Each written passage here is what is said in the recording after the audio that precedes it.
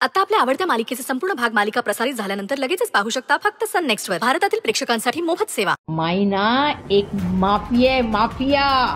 माई काय बोलताय? हो, धनंजयला किडनॅप करणारी सुद्धा मीच, तुझ्याकडून राजीनामा घेणारी सुद्धा मीच, आणि या सियाला सिया तूच सांग, तू धनंजयच्या फॅमिलीला आणि धनंजयला कसं कसं ट्रॅप केलं, जरा तुझ्या तोंडून सांग हिला। हिला काय सांगायचं? ही मूर्ख, आणि तो धनंजय सुद्धा मूर्खच। आता सडतीयस जेलमध्ये।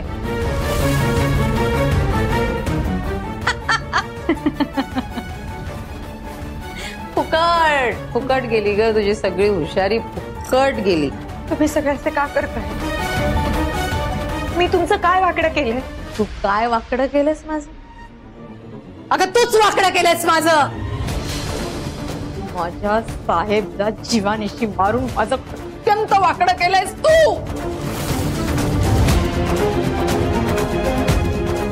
साहेब, तिचा काय संबंध आहे? काय संबंध? बहीण होती ती माझी लहान बहीण होती। खूप प्रेम होतं माझं तिच्यावर। तू आणि धनंजयने मिळून मारलं तिला। येते का ध्यानात? मारलं तिला। त्या दोघांकडे बघून मला आता वाटायला लागलं की खरंच खरंच साहेबनी ना खूप घाई केली, खूप मूर्खपणा केला।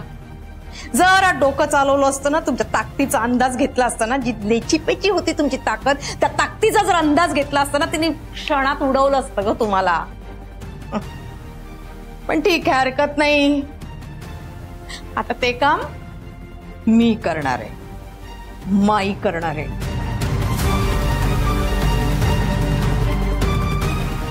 माहित नाही तुला माईची ताकद? तुला काय वाटलं एखादी लेची पेची बाई अशी मसाला बनवणारी अशी वाटली तुला माई? अगं तुझ्या आणि त्या धनंजयच्या छाताडावर बसून माल बनवते मी। सीबीआयने फाईल पाठवली होती ना तुझ्याकडे, या मालाची चौकशी करा म्हणून। ते हाच माल होता, आणि हे माझे डावे उजवे हात।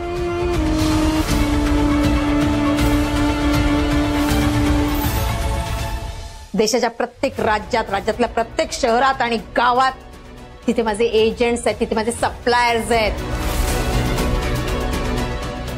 इथेच नव्हते, विठ्ठलवाडीतच नव्हते, म्हणून मग इथे सुद्धा मी माझं बस्तान बसवलंय। आता तू तर राहणार नाहीयेस, त्यामुळे माझं काम व्यवस्थित सुशेगात मी इथे सुरू ठेवणार आहे। तुला एक आनंदाची बातमी सांगायची आहे। माहितीये तुला धक्क्यावर धक्के बसतायत, पण आणखी एक धक्का आहे, त्यानेच मेली तर आमची एक गोळी तरी वाचेल। बस बस बस बस, मला तर सहन नाही होत। असं कसं सहन नाही होतंय? तुला ऐकावं लागणार। ऐक, तुझ्या सावीचे लाडके बाबा आदित्य उडवलं त्याला, पोलिसांनी एन्काउंटर केलं त्याचं।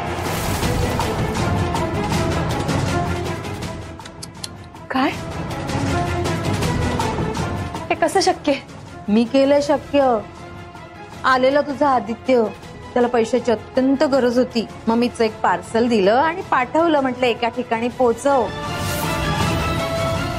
तुला सोडवायचं होतं ना त्याला, त्यामुळे 5 लाख रुपयाची गरज होती त्याला। आला बिचारा, सापडला पोलिसांच्या तडाख्यात, पोलिसांनी एन्काउंटर, गेला ढगात। आता मी तुला पुढचं भविष्य सांगते। धनंजय सुद्धा त्याच मार्गावर आहे। धनंजयला मी सियाकडे दिलं। काय करणार आहेस तू सिया? काय करणार आहे म्हणजे? अगं धनंजय आता माझ्या प्रेमाच्या जाळ्यात अडकलाय, आणि सुंदरी उद्या आमचं लग्न आहे। पण तू काळजी नको करू, लग्नाच्या आधीच मी त्याच्या गुडी गुडी फॅमिलीला आणि त्याला संपवून टाकणार आहे। नाहीस ना?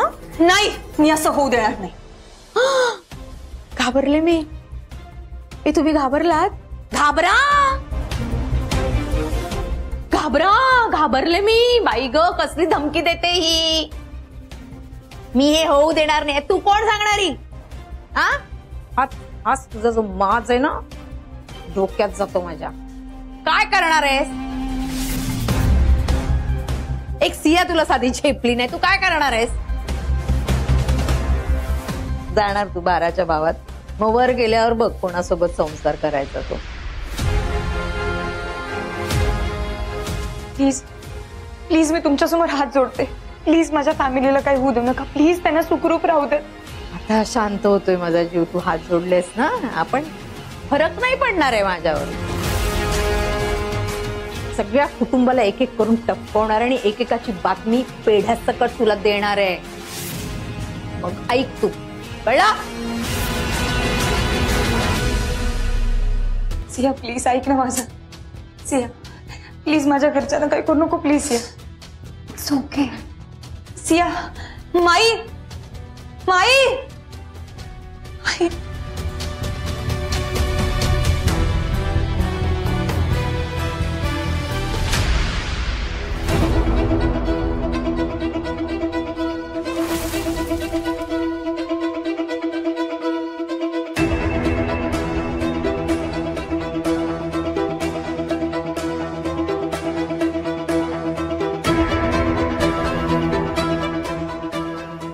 मॅडम, सर्व व्यवस्थित रेकॉर्ड केलंय.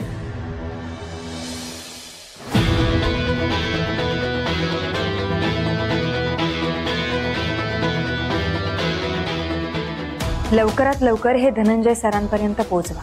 Yes madam.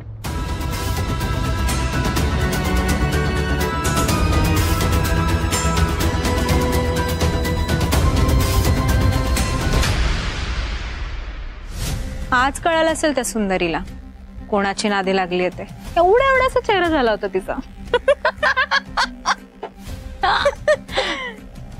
माई, अहो एक सांगायचंच राहिलं. आता काय? मी आज सकाळी ना धनंजयच्या मोबाईलवरती आदित्यचं नाव पाहिलं. म्हणजे त्याचा कॉल येतो आय गेस. मग कदाचित तो मरायच्या आधी त्याने केला असेल फोन. I think. पण का केलं असेल? तसंही तू त्या धनंजयच्या मागेच असशील ना. गप्ती का? बाय द वे माई, तू धनंजय वेगळाच वागतो बरं का. फार गोड गोड वागायला लागला तो माझ्याशी. आणि माझ्या मागे लागल्या म्हणे लग्न कर, म्हणे उद्याच कर. हे लग्न विग्नाच्या फंदात पडायचं नाही. सगळ्यांना आजच उडवून टाक. सगळ्यांना उडवून टाक. कुटुंबाला म्हणजे आरोहला पण का? कारण तो 7 वर्षांचा आहे म्हणून विचारते.